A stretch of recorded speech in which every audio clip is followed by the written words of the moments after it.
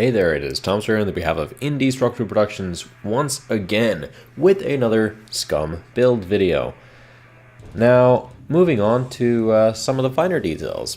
I am going to be making a truss rod cover this time around. Now, I have this offcut of Bubinga left over from the fretboard, so I decided well, we went over a couple of different options on what could be a good material to use, and just ended up with Bubinga more than likely looking the best and being the best solution for this particular build. So first things first, I'm kind of just roughly designing a couple of different versions onto this offcut just to send pictures over to the client. I drew on two rather elaborate different versions, but in the end we just decided on a very simple design.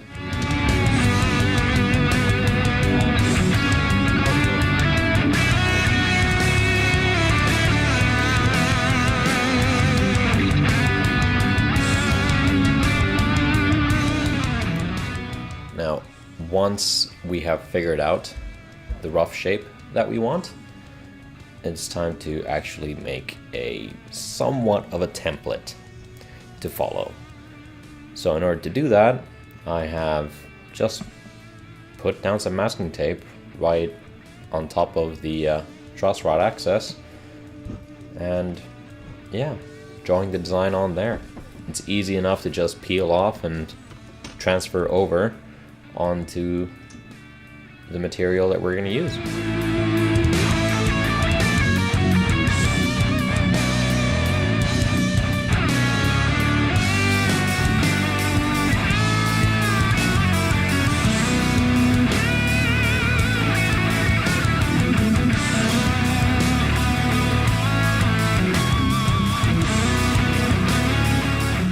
And taking the quick measurements just before putting it through a drum sander and off to the machine floor.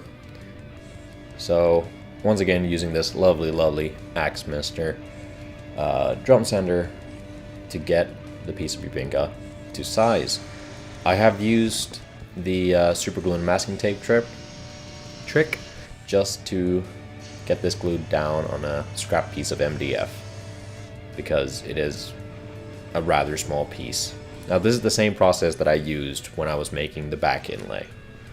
So a lot of similar processes. Now I was going to put it in the middle there at first, but realized that was just going to waste a lot of wood. So I'm putting it on the side and being smart, so I have more wood to use later on if need be.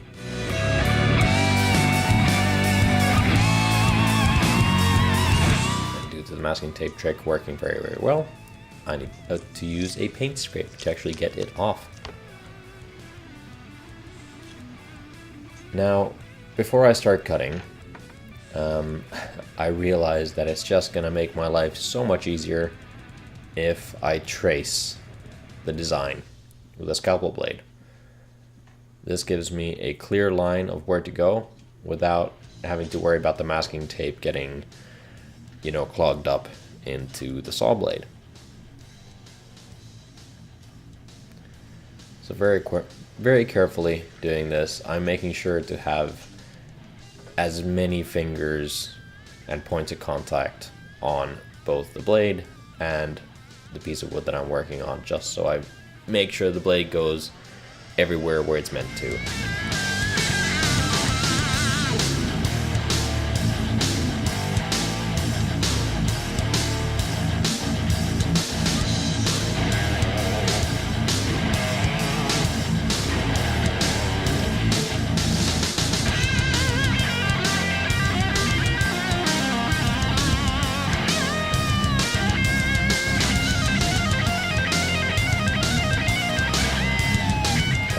Bringing in some lovely pieces of that was a very nice poplar that was bought over, so just had to go and help out open doors because those were rather significant chunks of wood. Moving on. So,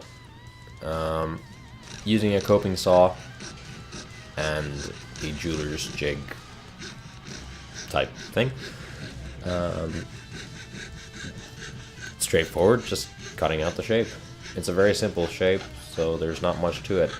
One thing that you need to remember whenever you're using a coping saw and doing this sort of thing, even inlays and stuff like that, is that you work, or you move the piece that you're working on around instead of having to move the blade here and there.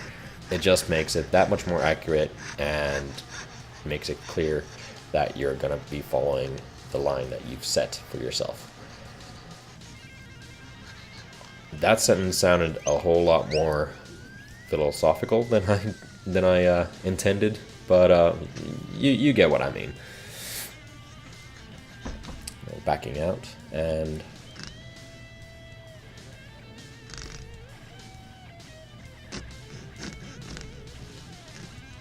nope, I'm getting caught on some of the cross grain there. I don't think that blade was particularly sharp. Oh no, it's cutting like butter. Never mind. So fortunately, it's a very easy shape to cut, so there's not that many problems. And moving on, of course, all pieces need to be sanded. So cutting off a piece of 240 or 180 and just making sure I get a nice square edge. I'm doing this with a sandpaper up until I realized that I actually want the edge to be square, so I pick up a fret leveling file. Basically, I'm using the side of the jig to act as pretty much the same way that you would use a shooting board with a plane. And that way, I managed to get a square edge by using various different files. Helping with the door again.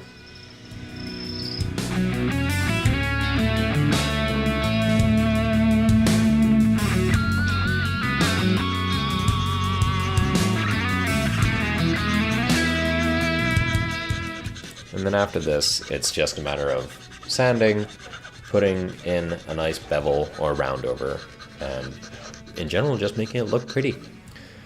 Now, this episode was a bit shorter than others, but you know, it's making a truss work cover. It's not rocket science.